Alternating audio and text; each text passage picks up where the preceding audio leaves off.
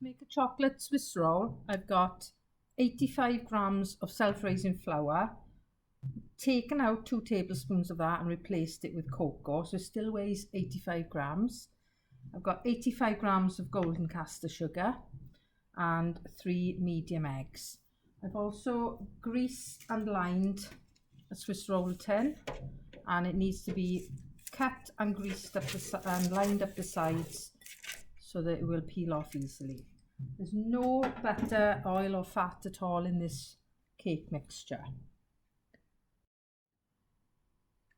So for the first step, I'm going to put the eggs, get all of it out, and the caster sugar into a large mixing bowl, and that gets whisked with an electric mixer. It's going to take at least 6, 7, 8 minutes, depending on your mixer, to get it really thick and creamy.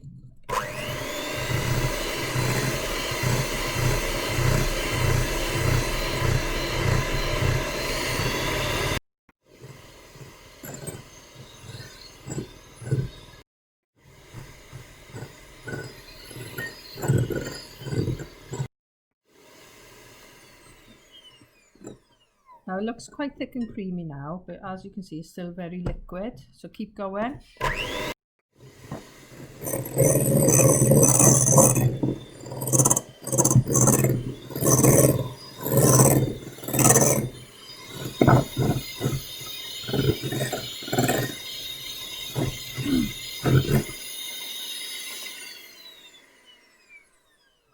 What you're looking for is a thick mixture that will hold its shape for about 10 seconds if you do a trail with it, so a little bit longer.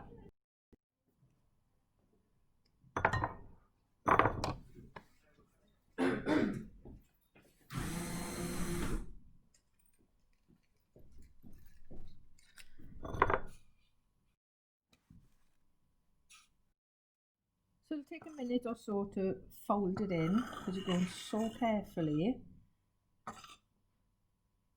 Don't be tempted to speed up. And if you can turn it over, scrape your spoon underneath and turn it 3 times with no flour and cocoa, when that bubble pops, then you're pretty much done. At this point, you need to get your tray. Use a spatula to get all your mixture off your spoon, and you're also going to use the spatula to get it all out very gently into the tin, and try and position it in the tin so you're spreading it less on the next step.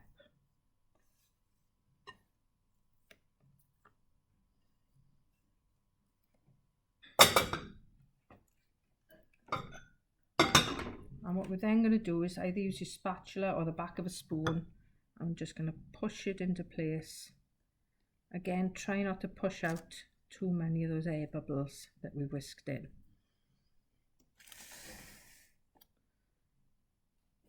And as soon as you've got that spread, it goes in the oven, and it's not going to take longer than 10 minutes.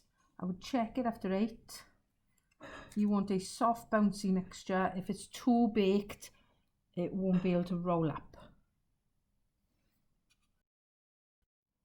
Before it comes out of the oven, I've got ready a cooling rack and a sheet of baking parchment ready to turn it out onto. You can sprinkle that with a little sugar to help stop it sticking. If you've got good non-stick paper, you might not need that. Right, that's taken 8 minutes and it's bouncy but not too dry. Put it on the cooling rack next to the paper, pick it up by one side and throw it onto the paper, onto the sugar. Get the tin out of the way. And what you would then do, carefully untuck the paper from around the edges. Once you've done that, also carefully peel the paper off. At this point you need to work really quickly. If you let it go too cool, it will crack when you roll it up. Use a blunt knife or a palette knife to make a dent in the one end and roll it up. In fact, I'm going to roll it the other way to get a longer Swiss roll. So put a dent along the side, roll it up with your paper inside it. You don't need to roll it too tight because you're going to leave a nice baggy space ready for the cream. You cool it rolled up. When you unroll it, it'll have a curved shape and it shouldn't crack, ready for putting your filling in. While the Swiss roll is cooling, I'm now going to melt together 140 grams of dark chocolate broken into squares and 50 grams of butter, and it's going to sit over a pan of simmering water. You don't want it boiling too mad, and you just want enough in there to create steam.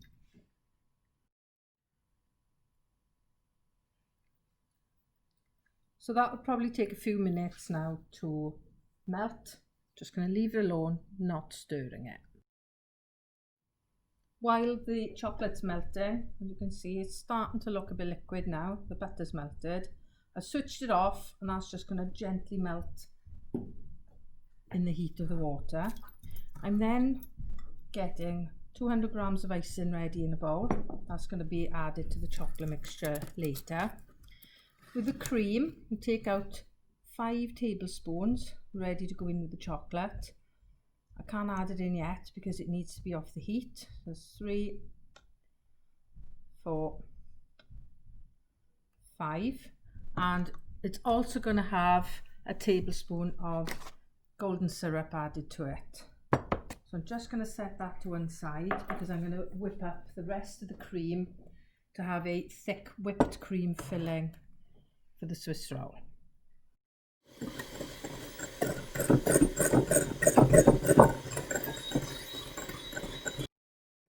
you're aiming for a nice thick whipped cream, which could take a few minutes depending on which one you bought. It should be just thick enough to hold its shape. Don't over whip it. If you've got proper cream, it will curdle and turn into butter. So this recipe has crushed extra strong mint sprinkled over the cream. So I've just crushed up 2 with the end of a rolling pin in a basin. So the next step is going to be to unroll the cooled Swiss roll. Just check it's nice and cool. You don't want to spoil your cream. Get the cream and spread it over. You might get some coming out the sides. I don't think that's really going to matter. You just tidy it up when you're covering it with your icing. So get it all out of your bowl and either use a knife or the back of a spoon, just lightly spread it to cover the whole thing. Leave a little gap on the ends because it will squeeze out to fill that anyway. So it should be a bit neater doing it this way. Plenty in the middle. So when you're rolling it, you need to be quite loose with it or it will just squeeze it all out. So you just pick it up, use the paper to help you, and because it's quite long and narrow, you're not going to get much of a turn. If you get cracks, that's quite normal, especially with the chocolate Swiss roll. I'm going to leave it to settle there for a minute, wrap it in the paper and roll it back around so that it's upside down on the paper for a sec while I get the plate ready. Okay, so I forgot to put the mint in. I've just unrolled it and sprinkled it over the cream. And now I'm just going to cut a diagonal cut about 1/3 of the way along. So I've got 2/3, 1/3. Pick it up carefully. Put it onto a plate, or even better if you've got a larger board. That will just about fit. Now we're not going to do the ends, so you haven't got to worry about going over the edges and making it basically neat. So I've now got my tablespoon of golden syrup going into the melted butter and chocolate. Then the cream I saved earlier.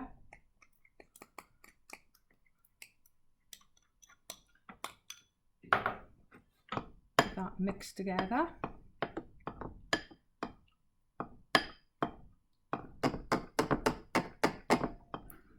Should go quite chocolatey looking. It's quite liquid at this point, but obviously we've got the icing sugar to add in. Now at this point you might want to use a larger bowl. I think I've used all my bowls, so I'm going to carry on working in this one. I'm going to put a few spoonfuls of icing sugar in at a time and carefully mix it in. Try not to get it all coming up the sides. It should all go in and you should have a nice thick chocolate butter icing. I've got all the icing in and I'm now going to switch to a blunt knife to give it a really good mix. It's getting a little bit awkward with the spoon and this will cut through it a lot more easily. So it's obviously it's going to thicken and set as it cools because we've still got melted butter in there, melted chocolate in there. So it should, if you give it a really good beat, make a nice glossy chocolate spread. Which looks really nice.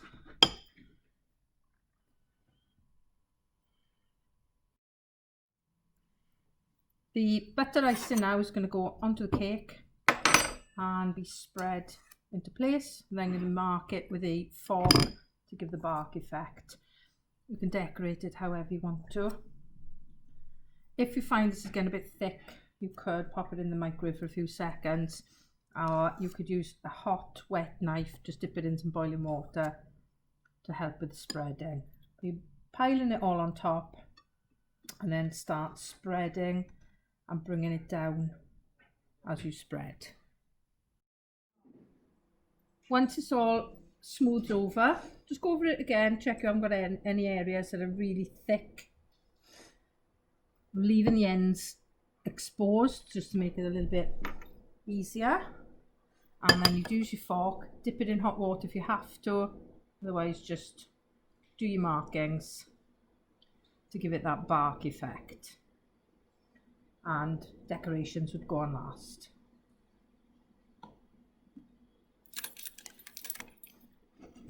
And that's it. You can see the cream at the end. Finished vlog.